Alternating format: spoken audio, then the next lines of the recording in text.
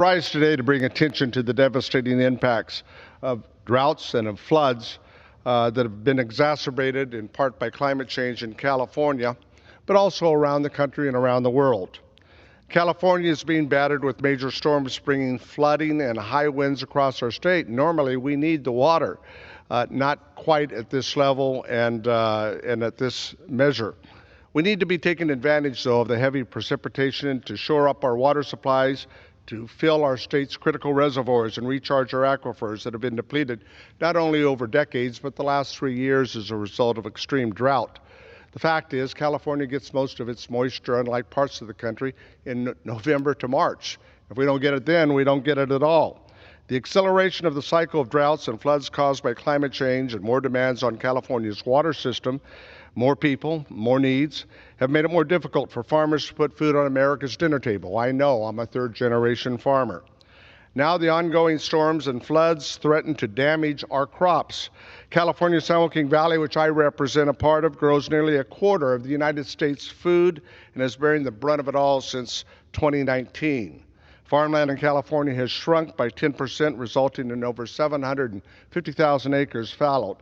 Nearly 12,000 agricultural jobs were lost statewide, representing a 2.8% decline. A total of 1.3 million acres were left unplanted compared to 2019, most of it in the San Joaquin Valley, sadly. And we see that example here.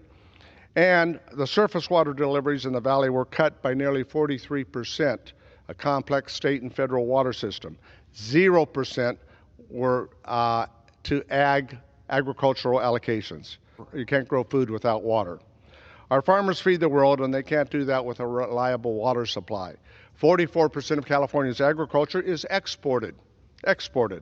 Last year, Congress enacted the bipartisan infrastructure law, the largest infrastructure investment since the Eisenhower administration. These projects must be accelerated to develop additional water storage, expand access to water for farmers in the valley and throughout the state.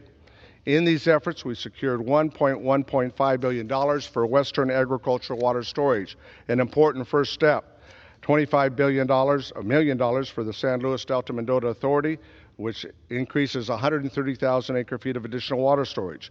$30 million for Sites Reservoir to pursue off-storage stream that will provide 1.5 million acre-feet of water.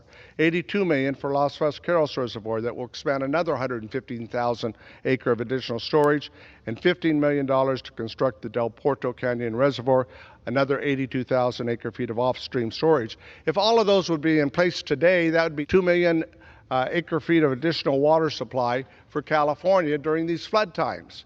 Unfortunately, these projects are not built.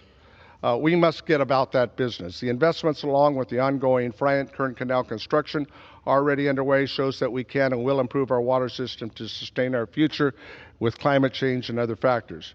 For decades, sadly, we did not make these investments, and we need to do so to protect our communities and farmland against extreme weather events for our country and for the world.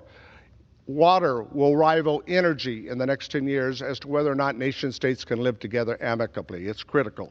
Finally, we took a large step by investing in this bipartisan infrastructure. But the flooding that we see here obviously is our current ongoing problem. Our federal agencies must work quickly. We must use all the inner water tools in our water toolbox to prevent future disasters like this from destroying our state, and for other water basins, the Colorado River, the Mississippi River, all of these are known to periodic flooding and periodic droughts.